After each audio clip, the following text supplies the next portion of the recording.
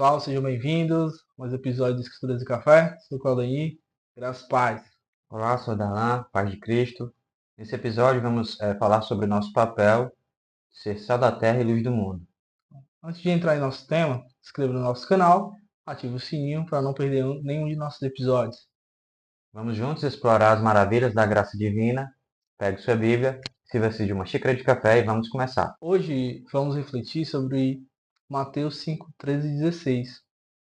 Diz o seguinte: Vós sois o sal da terra, e se o sal for insípido, com que há de se salgar? Para nada mais presta, senão para se lançar fora e ser pisado pelos homens. Vós sois a luz do mundo. Não se pode esconder uma cidade edificada sobre um monte, nem se acende a candeia e se coloca debaixo do alqueire, mas no velador, e dá luz a todos que estão na casa. Assim resplandeça a vossa luz diante dos homens, para que vejam as vossas boas obras e glorifiquem a vosso Pai, que está nos céus. Aqui Jesus utiliza algo que é muito característico dele, parábolas, metáforas e comparações.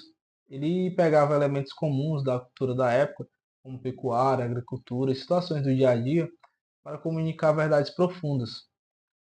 E aqui, no início do Sermão do Monte, ele fala sobre sal e luz, dos elementos usados para traçar o perfil do verdadeiro cristão.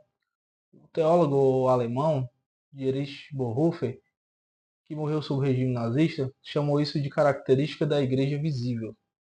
Isso mesmo. Interessante que notar que Jesus não fez isso aqui um pedido ou um convite, certo? É uma determinação, uma ordem expressa. Ele diz: Vós sois o sal da terra e a luz do mundo. Sobre o sal naquela época era uma substância assim bem valiosa, cara, né? E tinha duas funções principais: de temperar, é um condimento que ajuda a melhorar o sabor, realçar o sabor das comidas, e também preservação, ele impedia que os alimentos eles se estragassem facilmente. E essa analogia que Jesus faz sobre o salgar, né, significa levar as boas novas, o evangelho, que dá sabor à vida das pessoas. Muitas vezes estão desesperadas, desacreditadas, ou colocando esperanças em coisas vãs. Seu sal é realçar o que realmente importa, ajudando outros a descobrirem um paladar espiritual, podemos dizer assim, que só Cristo pode proporcionar. O mundo busca respostas em ideologias políticas, acreditando em políticos de esquerda e direita, justiça terrena, economia e cultura, mas a verdadeira resposta está em Cristo. Né? Só Ele tem o poder de transformar vidas. Isso é o que devemos destacar como cristãos. Viver segundo a palavra e apontar para a única resposta verdadeira. Isso mesmo. Em relação à outra função do sal, né, de preservação, hoje com geladeiras, freezers, essa função parece distante, relevante, mas naquela época e até pouco tempo atrás, que também era essencial para evitar que as carnes, os peixes se deteriorassem. Jesus usa essa figura de linguagem para mostrar que o cristão ele deve ser um agente de resistência da corrupção, né, e a degradação moral. E a igreja não é o sal do saleiro, né? Ele fala, é o sal da terra. Um exemplo simples, quando a gente mistura, né, coloca o sal no feijão, e ele dá o sabor real, o sabor do feijão, né? O feijão fica mais gostoso. Não é o sal que fica com gosto de feijão. Assim a igreja deve estar no mundo influenciando ele e não sendo influenciada. Quando Jesus nos chama para ser o sal da terra, ele nos convida a viver como agentes de preservação em um mundo moralmente decadente, trazendo o sabor do reino de Deus em nossas atitudes. Mas existe um alerta aqui. Um sal sem sabor não cumpre sua função. Isso nos faz pensar. Você tem vivido, ou eu tenho vivido de forma que a nossa fé impacte ao nosso redor? Isso mesmo. Ser sal significa trazer esperança onde há desespero, verdade onde há confusão e amor onde há ódio. Somos chamados a influenciar e não a nos moldar, né, o sistema do mundo, conforme fala Romanos 12:2. Pense na sua rotina, no trabalho, em casa, nas redes sociais. Você está sendo sal? Está deixando um impacto positivo?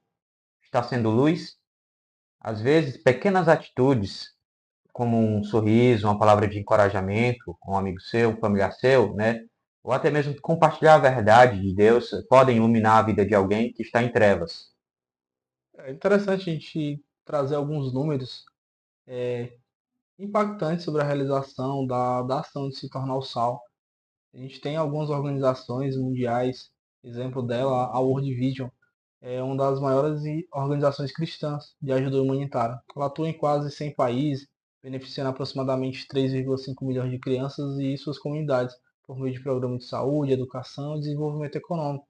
Temos outras, a Samaritan's Push, que opera hospitais de campanhas e clínicas móveis em zonas de conflito e áreas afetadas por desastres naturais, proporcionando cuidados médicos essenciais a milhares de pessoas.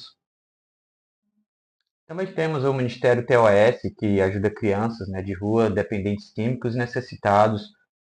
Também temos a Portas Abertas, que atua em mais de 60 países, apoiando cristãos perseguidos por causa da fé em Jesus.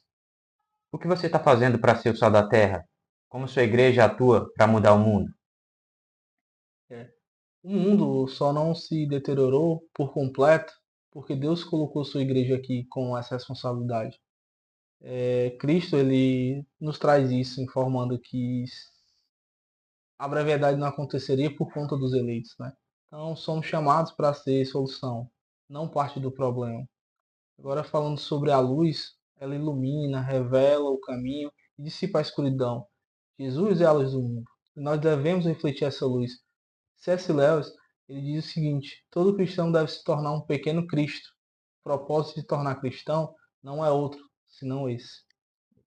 A palavra de Deus também fala em Salmo 119, 105: Lâmpada para os meus pés é a tua palavra e luz para o meu caminho. Nosso papel como luz é levar Jesus e a palavra viva para aqueles que estão perdidos, sem direção e andando na escuridão. Assim, ajudamos a dissipar as trevas e apontamos para a verdade. Em Isaías, Deus chama Israel para ser a luz entre as nações, mas ele deixa algo claro, que essa luz não é própria, ela vem de Deus. Assim como a lua reflete a luz do sol, é o mesmo para nós. Somos chamados a brilhar no meio de uma geração corrompida, escurecida pelo pecado.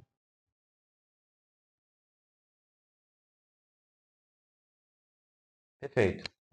Somos essa extensão do ministério de Jesus, né? Aqui no verso 16, dessa passagem que a gente viu, está dizendo que brilhe a luz de vocês diante dos homens, para que vejam as suas boas obras e glorifiquem ao Pai de vocês que está nos céus. Então, sempre apontando para a glória maior, né? Para a honra ser para Deus, não para o homem. Né? As nossas obras, qualquer coisa que a gente realize, é graças à sua infinita misericórdia, que age, utiliza da gente como instrumento.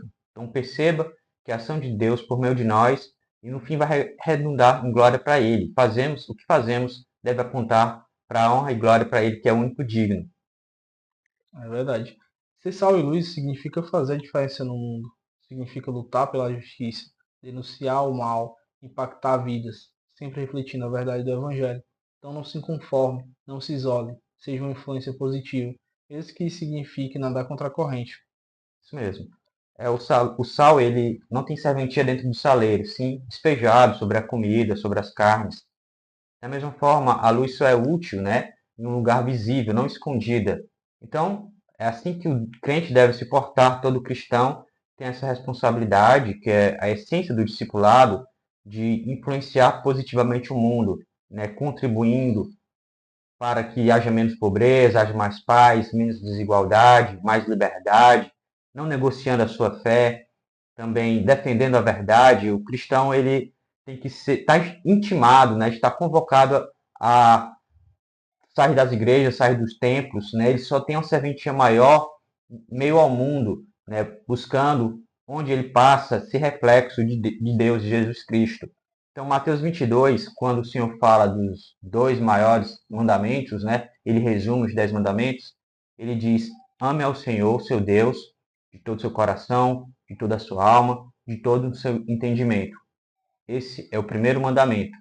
O segundo é semelhante a esse: ame ao seu próximo como a você mesmo. Então, muitos se esquecem dessa segunda parte, que a gente possa colocar e enraizar isso em nossas mentes e corações, nosso dever social também, né? Leva a palavra, leva a mensagem, mas também ajuda, contribui para que haja menos desigualdade, né? Alguém passa fome, leve o pão também, não só o pão espiritual, é importante também aquele pão físico. Então que a gente possa, né, ter isso em mente, nossa responsabilidade, nosso dever, nunca se esquecer que a gente é um agente de transformação e temos o privilégio disso, de contribuir para que haja um mundo melhor, uma sociedade melhor. No nosso vídeo passado, trouxemos um exemplo do filme, né, inspirado na história real da igreja de Poços Trote, onde aquela igreja, naquela pequena comunidade, eles se voltaram para a adoção de crianças que estavam abandonadas em abrigos. E isso no filme é retratado, né, como essa igreja impactou no país, naquele estado. Então, faça a diferença, busque fazer por você mesmo e tome a sua iniciativa. O evangelho é pregado através das suas obras, da forma como você se expressa diariamente com seu vizinho, com seu familiar, com seu ambiente de trabalho. Então, às vezes a gente enxerga de maneira muito fácil quando percebemos algum crente fazendo alguma coisa errada, algum evangélico, cristão, e a pessoa diz, ah, mas ele não é crente, ele não é evangélico. Então, vários deles são apontados quando você é cristão, é do meu evangelho, e comete algum deslize, faz algum comentário, enfim. Esse dedo é muito fácil a ser apontado quando você comete um erro. Então, busque fazer coisas mais corretas, de benefício comum para a sua comunidade, para essas pessoas ao redor, porque isso também vai testificar de que você é um cristão, não só nos momentos ruins, mas sim nos momentos do seu esforço, de nadar realmente ali contra a corrente, de dar o outro lado da face, mesmo que a pessoa lhe distrate. Então, essa é a importância de tentar viver como Cristo. Para você que nos acompanhou até aqui, curta, comente aqui se você gostou do nosso tema, se você tem alguma dúvida, se você tem alguma sugestão, estamos aqui abertos a ouvi-lo.